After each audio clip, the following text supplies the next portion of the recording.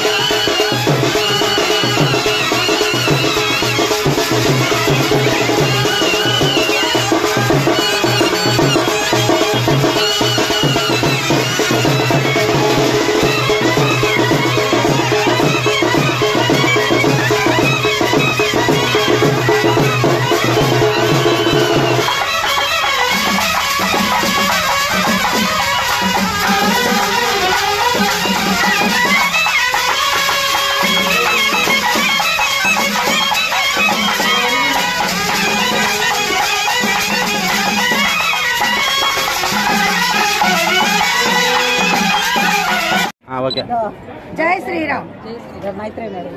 శ్రీహరిరావు వీధిలో అంగరంగ వైభవంగా శ్రీ సీతారామ కళ్యాణము ఈరోజు ఎన్నడూ కనీవిని ఎరుగనంత ఆనందోత్సాహాలతో మేమంత భక్తజనులు మేము ఊహించిన దానికంటే ఎన్నో రెట్లుగా ఇక్కడికి విచ్చేసి ఈ సీతారామ కళ్యాణాన్ని జయప్రదం చేశారు.